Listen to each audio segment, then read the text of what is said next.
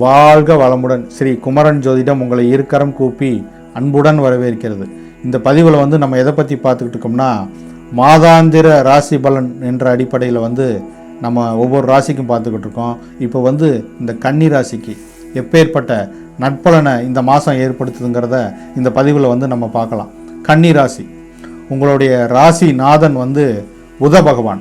எதையுமே நளினத்தன்மையாக செயல்படக்கூடிய ஆள் நீங்கள்.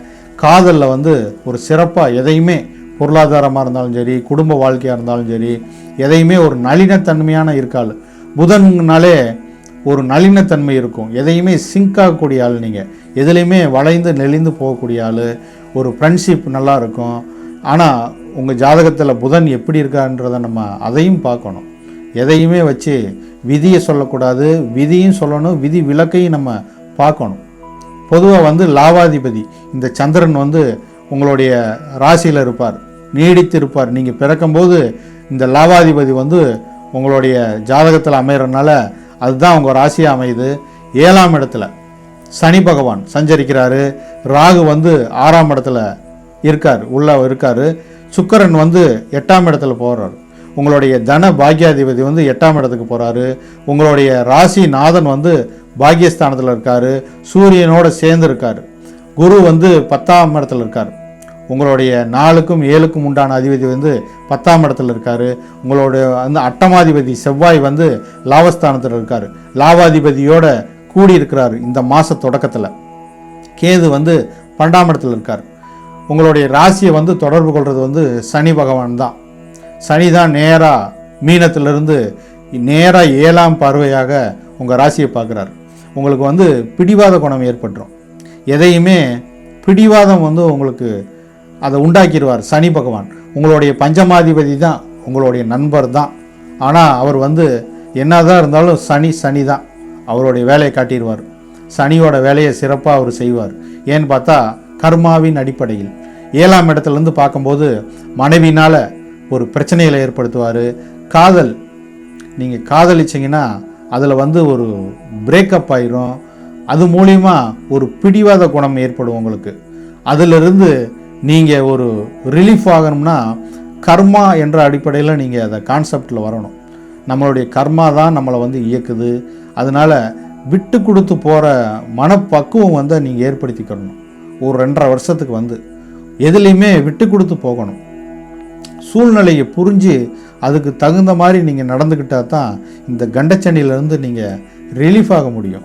என்ன தான் நான் மாதாந்திர ராசி பலன் உங்களுக்கு சொன்னாலும் 7ஆம் இடத்து சனி அவர் வேலையை அவர் காட்டிடுவார். அவர் ஏதோ ஒரு சிக்கலை ஏற்படுத்திடுவார். கூட்டாளி மூலியமா, காதல் மூலியமா ஒரு பிரேக்கப் ஆகி மன உளைச்சலை ஏற்படுத்திடுவார். தீராத ஒரு மன உளைச்சலுக்கு ஆளாயிடுவீங்க. அதனால் கவனமாக நீங்கள் செயல்படணும். 6ஆம் அதிபதி தொழிலில் ஒரு பிரச்சனையை ஏற்படுத்திடுவார். தொழிலில் ஒரு சிக்கலை உண்டாக்கி அது மூலிமா ஒரு மனப்பிரச்சனையை ஏற்படுத்திடுவார். காதல் மூலிமா ஒரு பிரச்சனையை உங்களுக்கு ஏற்படுத்திடுவார். கவனமாக நீங்கள் கையாளணும்.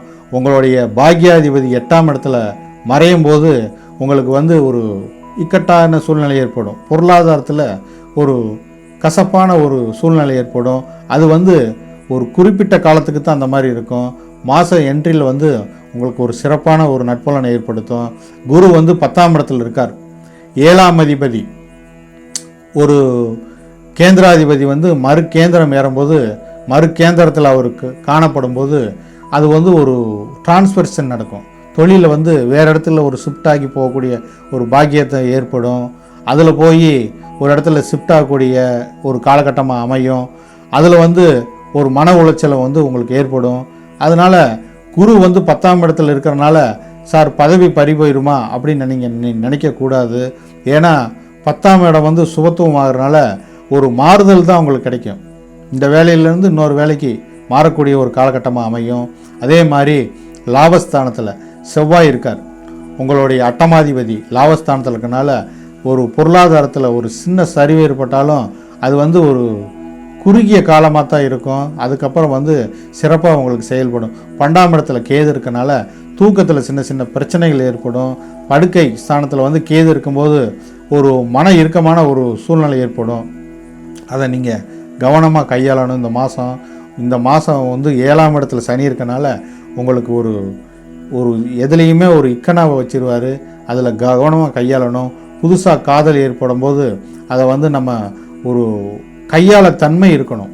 நம்ம கர்மா என்ன அப்படிங்கிறத உணரக்கூடிய மாதமாக இந்த மாதம் உங்களுக்கு அமையும் என்று கூறிக்கொண்டு இந்த பதிவை இத்துடன் நிறைவு செய்கிறேன். வாழ்க வளமுடன்.